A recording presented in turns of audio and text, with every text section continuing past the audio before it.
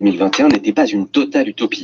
Si les secteurs les plus directement concernés par la pandémie, comme l'hôtellerie-restauration, la culture, les transports, souffrent énormément, la bonne surprise vient de l'industrie. Les entreprises et leurs salariés semblent plutôt s'être bien adaptés aux contraintes sanitaires, via notamment le télétravail, et les mesures de restriction semblent avoir un impact plus limité sur la vie économique, du moins jusqu'ici, a confirmé à l'épreuve des nouveaux confinements qui menacent de tomber. Grégoire Lecallot. La bonne nouvelle pour les amateurs de littérature, c'est que les librairies sont désormais considérées comme commerce essentiel. Elles vont donc pouvoir ouvrir à Dunkerque et Nice et ailleurs en cas de confinement. Le décret a été publié au journal officiel aujourd'hui. Un adolescent de 15 ans tué par balle ce vendredi après-midi devant une maison de quartier de Bondy, c'est en Seine-Saint-Denis, près de Paris. L'adolescent a été visé par deux individus à scooter, on l'apprend ce soir. Deux suspects sont activement recherchés. Vincent Bolloré n'échappera pas à un procès. Le milliardaire français reconnaît sa culpabilité dans une affaire de corruption au Togo. Son groupe va donc payer 12 millions d'euros d'amende pour mettre fin aux poursuites du parquet national financier. Mais le juge du tribunal judiciaire demande un procès pour les dirigeants mis en cause, dont l'homme d'affaires. Et puis le football à suivre ce soir. Rennes qui reçoit Nice. C'est la 27e journée de la Ligue 1 de football. Et c'est à suivre à partir de 21h. 20h03 sur France Info. Les informés Jean-François Guy.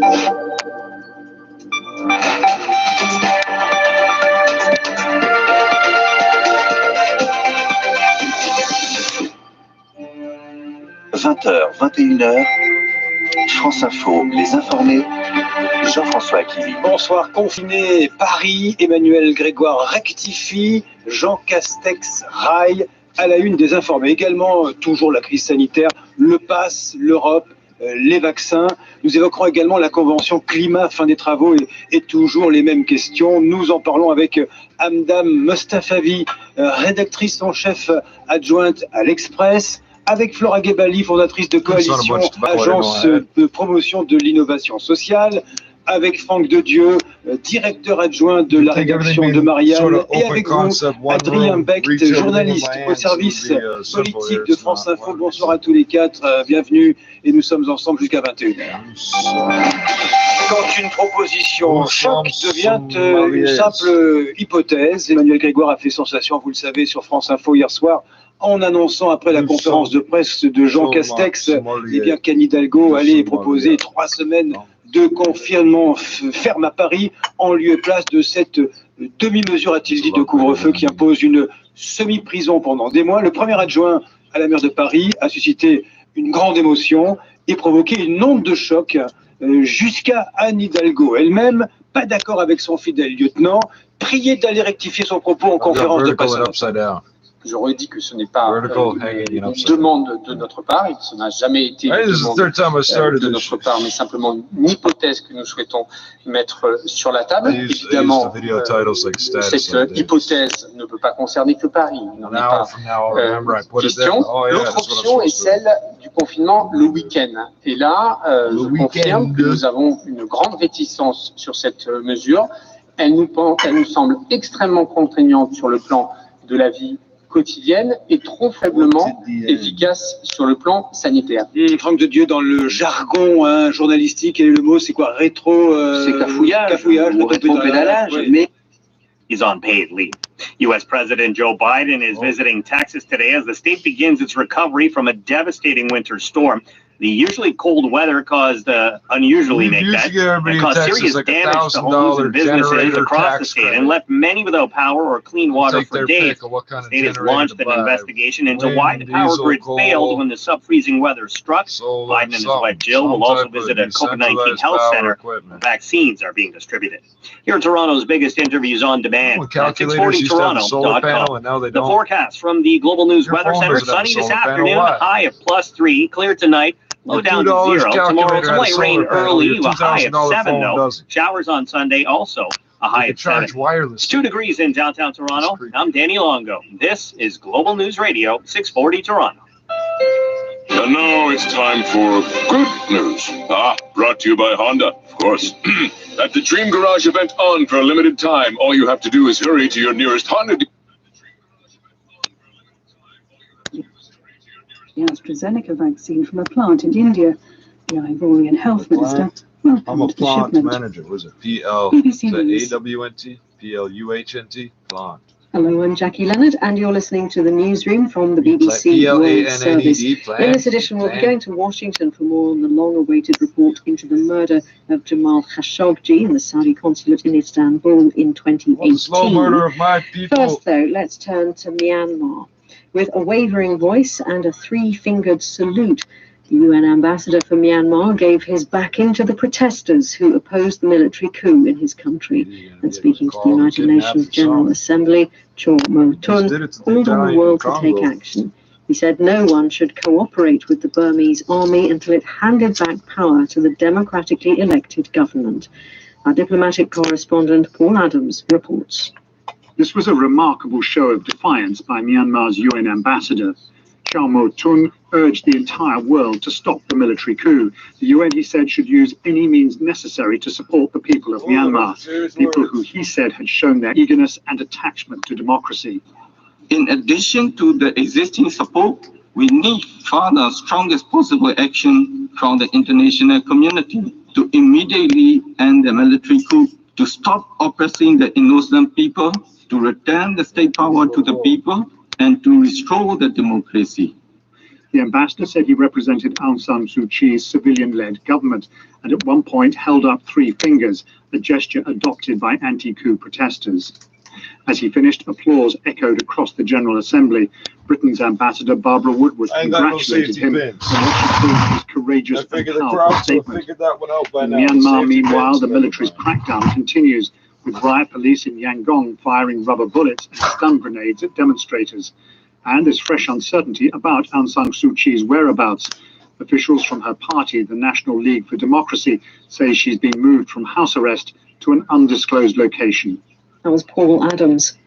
Within the past hour, the United States has released its long-awaited report into the murder of the Saudi dissident Jamal Khashoggi in the Saudi consulate in Istanbul in 2018. It bluntly says, "We assess that Saudi Arabia's Crown Prince Mohammed bin Salman approved the operation to capture or kill Mr. Khashoggi." Publication of the report comes one day after President Biden spoke to King Salman, not the Crown Prince, who is thought to be the real power behind the throne. It marks a big change from the Trump administration, which sat on the report and gave Saudi Arabia and the Crown Prince its full support. We're joined now from Washington by our correspondent Barbara Plett-Usher. First of all, Barbara, what reason is given in the report for pinning the blame on the Crown Prince? Three reasons, essentially. The first reason is the Crown Prince's control of decision-making in the kingdom, and that he had complete control of the security and intelligence apparatus.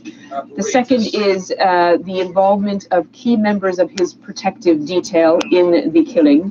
And the third is his support for using violent measures to silence dissidents abroad, including Mr. Khashoggi.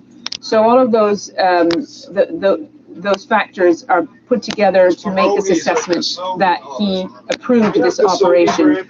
No direct evidence, but enough otherwise for them to feel that it could not have happened without his approval. Mr. Khashoggi died in 2018. Why is this report only being published now? Congress saw the report shortly after it was drawn up, and then it asked for the report to be released publicly. In fact, it passed a law that the report should be released publicly, but the Trump administration refused to do so. Mr. Trump continued to defend and protect Mohammed bin Salman against Congress's efforts to try to hold him to account. And when the Biden administration came in, it said it would release the report. Already there was a lawsuit underway, a separate lawsuit trying to get it released, but the Biden administration said, we will put it out, the report, according to the requirements of the law.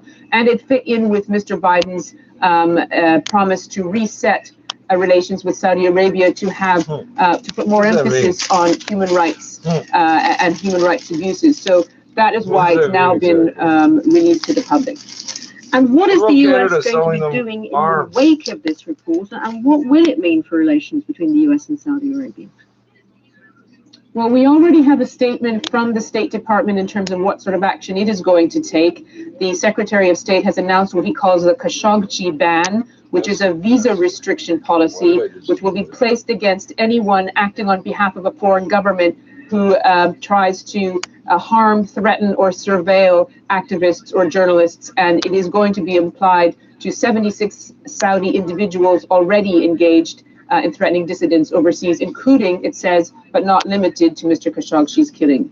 Barbara, thank you. You just pronounced his name differently again. A red alert for our planet is how the UN Secretary General Antonio Guterres has described it. A study by the UN Framework on Climate Change has found the internationally agreed threshold to limit global warming to 1.5 degrees Celsius compared to pre-industrial levels won't be reached unless nations produce tougher policies on climate change. Governments are supposed to achieve that target by collectively halving their carbon emissions by 2030. Our environment correspondent Roger Harrigan told us more. Carbon or the carbon scientists dioxide say that by 2030 we should have halved emissions of the gases that are overheating the climate. But at the moment, with the current proposals on the table, we will have only just stabilised those emissions. So there's an absolute mountain not all to the climb. Nuclear reactions. Some nations, we're talking about probably Australia, Brazil, Mexico, have offered no substantial improvement on any of their previous proposals. So really that's very disappointing. Some countries haven't submitted at all. For instance, China hasn't put in a formal submission, and the US hasn't either because of the election period, although one is promised. But there are some signs that some countries are taking it seriously. The EU, for instance, has been praised. The first and last year, made a jump from a target of 40% up to 55% cut. That's based on 1990 levels. And also the UK is offering a 68% cut by the target date, based again on 1990 levels. But as a whole, the global community doing very poorly. Just sketch it out for us, because we talk about numbers and percentages and politics and so on. But why does it matter? What does it mean? It matters because all the CO2 and other greenhouse gases are accumulating in the atmosphere. So whatever is added each year is added on to what is already in the atmosphere. So we need to move very, very swiftly to cut emissions, because already we're running far too high in terms of what we've already emitted. You raised it from 1 degree to 1.5 degrees. And so a number of countries are taking a long-term target, 2050 target of getting down to virtually zero emissions, and that has heartened some of the climate negotiators. At least that ambition appears to be out there. But the problem is, if we accumulate too much in the short term, in other words, before 2030, we're just never going to be able to achieve that 2050 target. And what would it actually take then to achieve what needs to be achieved? What do developed nations need to give up or do more of? Well, developed nations just need to move more quickly away from fossil fuels, and that's easier said than done. This is business as usual since we started burning coal, and we're basically trying to force our way out of that economic process that we've been in ever since that time. So I don't want to underestimate the scale of the challenge here. The scale of the challenge is absolutely enormous. But the scientists are saying that the planet is already showing signs of stress in the form of particularly of heat waves and melting in the Arctic and the Antarctic. And we really should have started it more properly decades ago. That was our environment analyst Roger Harrigan. You're listening to the BBC World Service, and Julie has the headlines. The Biden administration has published a US intelligence report concluding that Saudi Arabia's Crown Prince personally approved the operation of Cuban journalist Jamal Khashoggi. Myanmar's ambassador to the United Nations has condemned the military coup in his country and sided strongly with mass protests.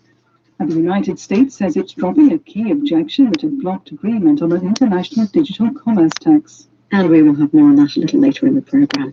First, though, a search and rescue operation is underway in the northwest of Nigeria for more than 300 girls who were abducted from their boarding school. Witnesses have described seeing the girls. We're allowed to play that song on the way back if we rescue them, aren't we? In the middle of the night.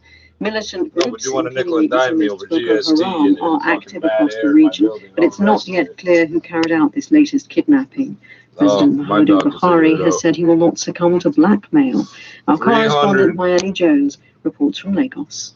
Nigerians woke up to the news that once again children have been kidnapped from a school, a place where they should have been safe. The girls were taken from their dormitories in the early hours of this morning. 50 of them managed to escape, but 317 pupils are missing.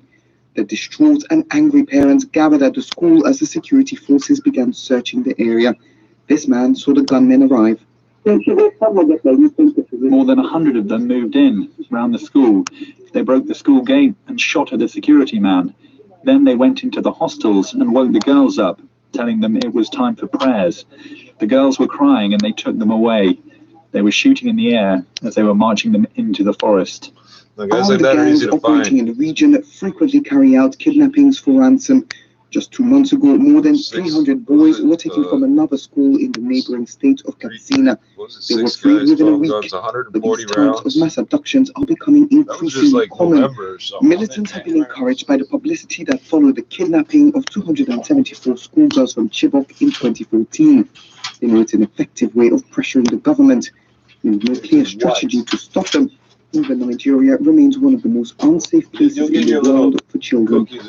Maya Jones reporting. Alex Salmond, Scotland's former First Minister, refused a long-awaited appearance before the Scottish Parliamentary Inquiry to launch a savage attack on leaders of the country's institutions, including his successor and former protege, Nicola Sturgeon.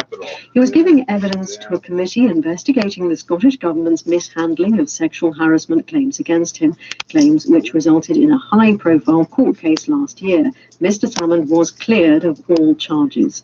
Today, Mr. Salmond said that key evidence to the committee had been deliberately suppressed, and he blamed people at the top. The Scottish civil servant hasn't failed. Its leadership has failed. The Crown Office hasn't failed. Its leadership has failed. Scotland hasn't failed. Its leadership has failed. So the importance of this inquiry is for each and every one of us to help put this right. Ms. Sturgeon, who has vehemently denied accusations by her predecessor that she lied to Parliament about the affair, says she is relishing giving her own evidence to the committee next week. Our Scotland editor, Sarah Smith, considers what impact Mr. Salmond's evidence will have on his successor, his party, and its quest for Scottish independence. The great irony at the heart of this whole affair is that if Alex Salmond succeeds in proving Nicola Sturgeon has lied to Parliament or broken the ministerial code, that could do great damage to the project which he, Alex Salmond, has dedicated his life to, Scottish independence. If the accusations he's made in his written statement to the Holyrood Inquiry are found to be true, Nicola Sturgeon would be expected to resign, just weeks before crucial elections to the Scottish Parliament. The damage to the SNP, which of course Alex Salmond led for 20 years, could be considerable. At the very time when opinion polls suggest there's now a sustained majority support for independence. If the SNP win a significant victory in May's elections, then they will call for a second independence referendum. If voters are turned off by this bitter civil war at the heart of the party, it could cost them parliamentary seats. That could damage the prospects of their demands for another vote, although the party does still dominate Scottish politics. The Salmond controversy has also raised significant questions about whether Scotland's democratic institutions are fit for purpose. That may not inspire confidence in a fully independent Scotland, which is why, when apportioning blame, Alex Salmond said today very clearly that Scotland has not failed, its leadership has failed. Sarah Smith. How do you tax the huge multinational tech and digital companies which appear able to choose where to pay their taxes or even whether to pay them at all? It's a question which has been bothering finance ministers for some time as more and more commerce moves online. One proposal has been for a worldwide digital tax. But under President Trump, the US objected to this, insisting on what was called a safe harbor provision, which would allow companies like Amazon and Google to opt out of the digital tax law. Today, though, the US changed its stance. President Biden's Treasury Secretary Janet Yellen told a G20 meeting that the US was dropping the safe harbor provision, thus opening the way for a global deal on taxing the tech giants. I asked our economics correspondent Andrew Walker just how important a move this was. This change of position from the United States really does have the potential to revive negotiations that have been going on for many years in the Organisation for Economic Cooperation and Development that have been stalled to a large extent because of the American insistence on what they call a safe harbor provision, which critics see as something that would have made the tax arrangements that were being discussed essentially optional. And in particular, I think it was seen as being a way in which the American big technology companies could avoid having to pay these taxes in other jurisdictions. So the idea that the Americans and President Biden are backing down from this position does mean those talks could get some new momentum. Doesn't mean it's all plain sailing, but it certainly removes a very important obstacle. Why did the Trump administration want to do that in the first place? Because it needed tax revenue too, didn't it? Yes, but the main beneficiary of this additional revenue would not have been the United States. I think that's time. For Nick Nurse, the coach, and again, 5 other Raptors players just announced, just breaking here this afternoon, they will not be on the bench due to, again, health and safety protocols for the game later tonight. And of course, we will continue to monitor this situation, bring you the very latest as it warrants right here on Global News Radio 640 Toronto. All right, let's bring in our friend and tech expert, Amber Mack. She is on the line and joins us on this Friday here on Global News Radio 640 Toronto. Amber, how are you? Classical degree. I'm doing great. How are you doing? I'm well, thank you. Listen, we want to talk about a couple things, and let's start with Twitter, because there's been a lot of news and a lot of people tweeting about Twitter today. As a matter of fact, I saw the hashtag RIP Twitter trending, rest in peace. Why are some people thinking that, I don't know, the demise of Twitter is upon us? Well, we all know that when Twitter has breaking news, Twitter will be filled with people tweeting about the news. So I think one of the reasons is that the company has recently announced a couple of new features for the platform. Really? That was our economics correspondent, Andrew Walker. A study at a hospital in the UK has found the Pfizer-BioNTech vaccine appears to slow the spread of coronavirus. Scientists have known that the vaccines were effective in preventing people from seriously getting ill. Okay, hold on. I thought that was the purpose. Stopping the virus from spreading. Hold on. Our medical editor. What technicality of English did you just attempt to teach me? Hospitals Tell me, you just figured out the vaccine might work. I thought the stated purpose of the vaccine was to slow/stop the spread. Like a car's purpose is to go somewhere, right? Anywhere specific, just anywhere. A vaccine's purpose is to stop a disease from spreading, right? Did we just get the... Soft but tennis with sour cream and chives, no job. If I was you, I'd come through and catch a dose on my script. Technique, straight from Suicide Street. I work a beat like a cop, trash a pawn shops, front city trends, cause I'm giving niggas street now. Yeah, there ain't no frontin' on the fact, consider deadly in my habitat, like a police fly trap. I run the G-Fast sounds, I'm putting real shit down, so check shorty, straight from the dead ground. That's secure and safe. It is. Your dead land kids, dirty beers with names, revive a hash, dig a stash, know what I'm saying? I'm out the range like stank on sewage. If your record ain't out by now, fucking fluid. I ain't here to welcome faggot invitations. I smoke the brothers so much they every 6 months we just pressure I got wash shorties in irreversible corners while styles wreck trash like soup vets, stone donuts. Chill out and post it at the Barbary Coast where queens be on the scenes in less than apple scenes. I do my tracks like country blacks and fat back, doper than a sack of crack, crushing this and back, no question. I'm putting the rest in your notions are coming west. Without your bulletproof vest. On the sets, I do no less than my best to let you know your assets was dropped on the right set. Check, stay up, talk, get me scared of the talk, understand? Around, straight from the dead.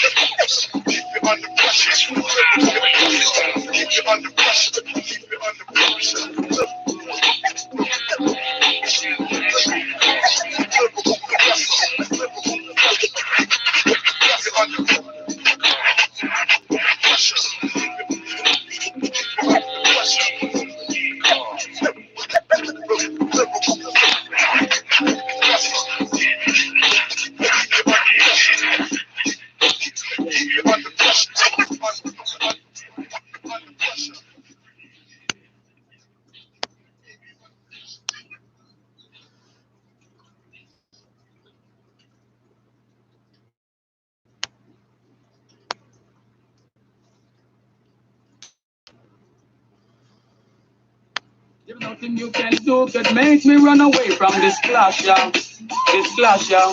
And there is no DJ can put the competition. That's nice. Factory Slice. 4, 3, 2, 1, and slap it. Trap it. Glock 43, same for the package. They get their views up and then they take an advantage. We kill it for the inside, baby. Miscarriage for the cabbage. Wrestle a savage. Get a bandage. Niggas couldn't manage. Suplex on the canvas. I'm Randy Savage. You know that's a work of art. Tell her work, my niggas slide when you work the parts. Some parts I can have that way. From the point out there, so freeze with a card that slave. Don't watch my age, just watch when I pop my case. I fought engaged when niggas wouldn't watch them ways. I'm not amazed at y'all. Talking Panthers, chop for trade. That nigga, we would spot the place and drop the strays for the strap that I got in case. It's like a hurricane, that niggas gotta rock the place. So what my dudes now? It's like my dudes, they been doing now. When you start, get it like a U-Haul and move around. Kids got my music in class, spreading the schools down. The demon killed Jesus, get some king of the Jews now. A shot blast, it was blasphemous. Get this peace off, Jesus, what's Nazareth? You getting money, we gon' tax them all. We can slap the back and point nigga like a racquetball. Bike crash, nigga still rapping when I had cracked my jaw. Got a new strap to see the body I can practice on. You niggas make this easy, cool keezy. Niggas disrespecting their set, she get TT. Couldn't take a shit on this paper, it's not TP. Put my fucking arm up, told me to drink green tea. I could've washed these bags. I got an AR in this hockey bag. See, that's the most basic. When I step out the matrix, try to give you a playlist. I put that on my handkerchief. I'm from a gang of Crips. Donkey Kong when they're banging off a banana clip. LL when a nigga getting their cannabis. Worst out whenever they beating niggas on cameras. We transport weight, it's grams. On the scale top, the word looks strong enough to bribe or have your bell product. Fuck house arrest and go visit you with the bell cops. You're not home, I promise that you gon' see what that bell does. From the projects, then you gon' catch the concept. From 007 to rock a lot in the complex.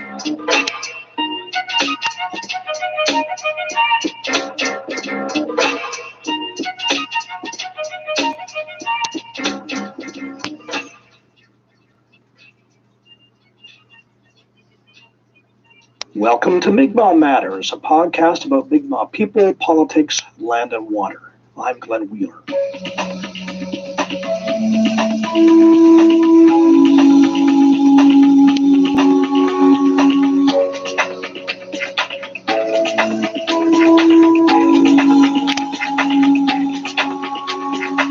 Support independent Mi'kmaq media. Become a Mi'kmaq Matters patron at patreon.com.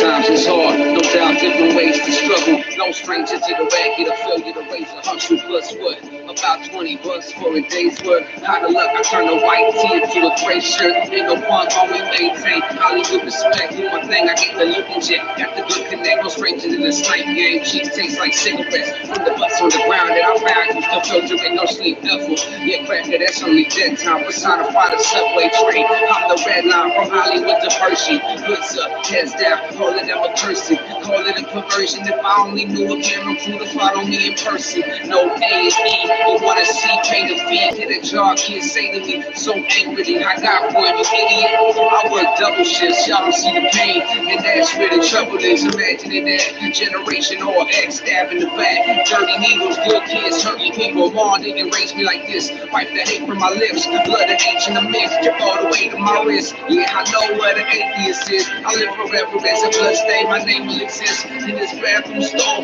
How I last you all, push the plunger, catch tags and blast the wall.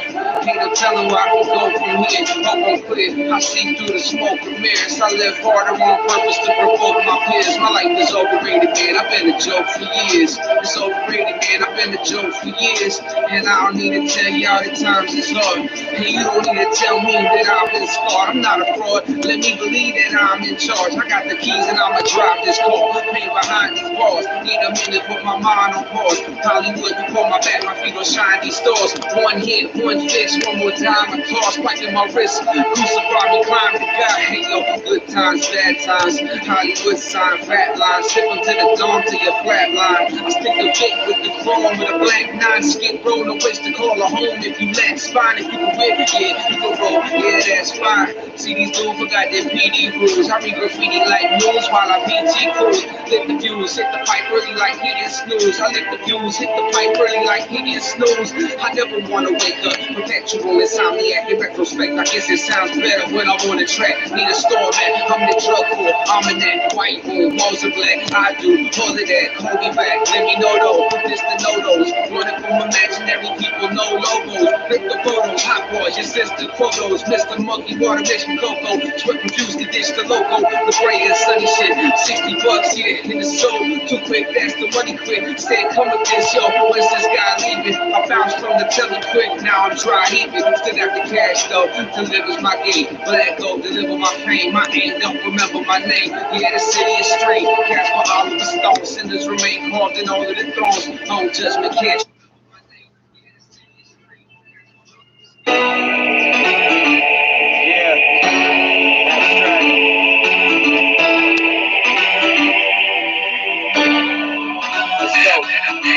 And mama don't she raise no quitter.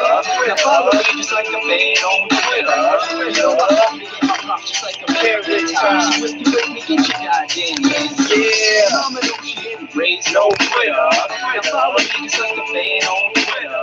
You know I love me in my pop just like a parrot. Follow me and get banned from Twitter.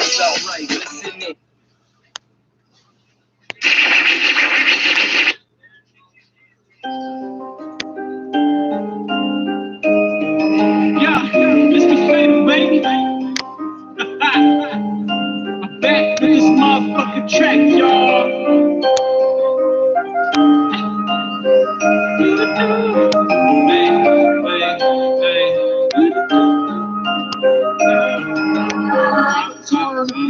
Money is gas, taking the dash, feel like a flash with that on my cash, taking it slow, I'm taking it fast, face on the dash, whipping that ass, fuck with the cats, I don't fuck with them rats, throwing it bad while she busting it back, talking that shit, better watch how you act, doing the game and the place in the sack, I know I'm real bit like the missing link, all my bitches small with a lot of ink, all I really know is I want more bling, money calling me, I keep on chasing, you see me on stage and I'm glowing, you not believe where I'm going, I'm fucking with the speed I'm stroking, stunning rappers coaching, don't fuck with my vibe when I'm smoking, judging all these rappers by the clothing, need a role model and a Trojan, provoking while I'm promoting, emotion, demons in my head, keep on facing them, smoke the pain away, I can't erase it, damn, if you roll it up, you better lace it down, oh yeah, uppers and them downers and I chase it down, pussy chasing me, I do not chase it down, catch me online, got the playlist on the ride, I got the spaceship, I stay lit, fuck the police and the racists, ride for my homies and I'll never turn, baby.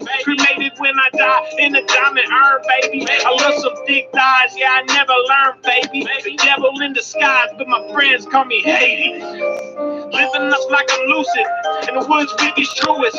Chilling with the humans, getting stupid off these fluids. Rooted in the music, the money is elusive. You say you taking shots, my homies really shooting. Dropping different. Yeah, I hope you hear the difference. This is not a coincidence, legitimate and present, man. Your lyrics sounding belligerent, I'm feeling that deliverance. I'm tired of being considerate. Your music is sounding like some gibberish. Everyone's hearing me killing this. I'm the rapper and the instrument. I don't know what you talk about. All my homies is innocent. The leader of the syndicate. This music is my stimulant. All my rhymes are written intricate. I'm feeling this. Listen closely when I'm spitting this. Label should consider this. You gotta be shitting me! You can't keep me cooped up in here, okay? I am a peacock! You gotta let me fly! My crumbs are heinous. Yo, I killed the beat like I'm a racist. I do it while I'm faded. I'm shameless and I don't need payment. I'm feeling like the greatest. It's time to show my faces. Fear and loathing Las Vegas. Never will they they tame us. They hating on this rapper, but they will not claim us. The new school rappers looking brainless. Yo, and all these young kids celebrating, making them contagious. I hit you with the latest. I'm dropping all this hot shit like the runs have an anus. Calling all creators, surrounded by the famous. Big dreams, I'ma make it one day. Oh God. 666 up from the dash and I say, get the cash. That's all she had to say, y'all. Had me up all night, bad pride. Big dreams, I'ma make it on God. 666 on the dash and I slay. Get the cash, all she had to say.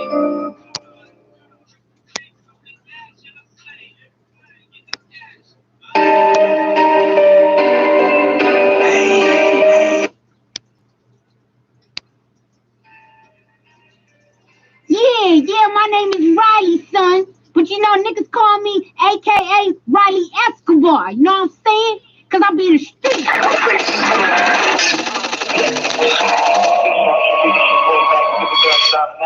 Don't get close.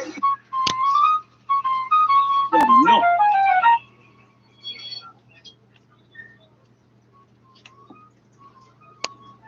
And up in town, you know, when we go to a club, come and meet George. And I said, George who? And he said, Harrison. And I said, really? And so that's when we walked down Wardour Street, which is where the great Marquee Club was, and Triton Studios, where everyone's recorded in London at some point or other. And I said, oh, I know Triton. Yeah, I did a session there when I was 2. So, so anyway, we went down there, and the control room is upstairs, and the live room is downstairs. We looked down on it through the glass, and I walked into the control room and looked over to my left, and there's George Harrison standing behind the console, and he came running around. And he said, hello, Pete, how you doing? You know, so it was, I didn't quite understand how he knew who I was, but that's okay. And within 20 minutes, that was when the knees were kind of buckling. Within 20 minutes, he'd asked me to play on the track that they were recording for Doris Troy that day. And that led to me playing on all of Doris's album, which was his first production for the Apple label there, and different Apple. And then a few weeks later is when he called me up and asked me to play on All Things Must Pass. You write about kind of a crash that you had after sort of this transformation with the success of Frampton Comes Alive. You went from rock guitarist to kind of teen idol, and it was actually an old friend of yours, David Bowie, you write, Peter, that really kind of helped you through that period. Tell us about that. Yes, well, David and I went to school together, so I've known David since I was 12, and he and I had our own separate careers. I was in bands, he was in bands, he led his own bands and whatever. And then one day, he said in a biography interview, he said, yeah, one day I was watching Top of the Pops, and I looked up at the TV, I thought, who's it? That's Peter. And I was 16, 17. And he goes, why isn't he at school?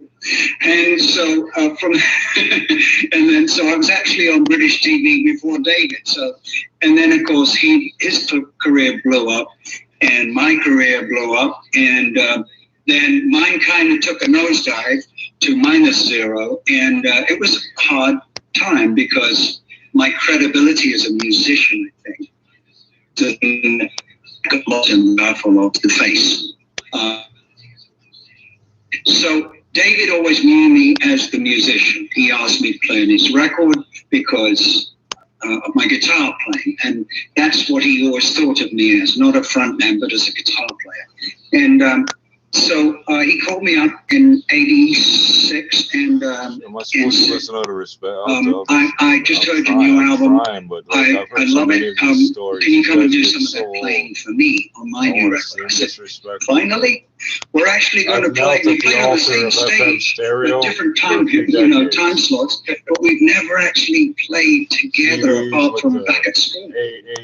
And so yeah, he said, come on over to Switzerland, send me a ticket. I went out there, and while I was there, he asked me, would I do be part of the Glass Spider tour? And I think it was a nanosecond. I need this. And I this said would yes. be a perfect to learn something. Them to settle. I think when we talk about individual players, like especially like Werner, we also have to see that under Frank, they had a problem in terms of could be a luxury problem. They have a lot of players in attacking which are quite flexible, and I still think there is a search for the right position for the right players. Werner can play on the side or as a number 9 or even as a number 11, and also Harvard didn't really found his position right now. So there was different performances, of course, but also different ideas from Frank in the past, but also Tuchel don't really figure it out until now what's the perfect position. And you also have to adapt as a coach a little bit to the performances. But I think from the quality perspective, there is huge quality in both players, but they have to adapt to the league, to the pace, to the intensity, especially when I have the view on Harvard. His role at Leverkusen as a young player was in the number 10, where he had a lot of freedom. So there was not so many ways he had to go backwards. If you sign a player like him, you have to understand his game. So now there's much more demand of his work, and he has to adapt to this. As Michael Ballack, you can get more thoughts from Germany's former captain with Derek Lloyd on Sports World this Sunday from 16 GMT, ahead of live commentary of Chelsea against Manchester United. And John, United are going to be reunited, aren't they, with a former striker in the next round of the Europa League? It's all going to be about Zlatan. 其實169.99就可以攞翻屋企啊！咁所以有興趣嘅朋友，千祈唔好錯過，去到singclub.csintclub.ca 上邊，記得揾嗰個享受72小時嘅 banner click 入去咧，就揾到我哋嘅產品。係啦，另外仲有好多其他嘅產品。喂，其實咧上呢個 CCUE.ca/shopping 情報嗰度咧，其實都有好多好平嘅嘢都可以揾到㗎。例如咧，嗱，你知道太陽眼鏡之王啊？就係呢個 Ray-Ban 嚟嘅，係啦，每個人人生入邊總有一副嘅 Ray-Ban。咁佢就原來咧 Ray-Ban 嘅加拿大官網咧，而家有一個嘅50% 嘅優惠喎，仲要全。Les armées suédoises et finlandaises se mobilisent. C'est une agression qui vient de l'Est. C'est un scénario fictif. It's an aggression from East. It's a fictive scenario. Les militaires en temps de paix ont toujours un langage prudent. On évoque une attaque fictive venue de l'Est, ou, comme le colonel Mathias Hardin à Gotland, une situation instable en mer Baltique. Mais le ministre suédois de la Défense, Peter Hultqvist, n'hésite pas à nommer les choses et à expliquer les vraies raisons de cette mobilisation.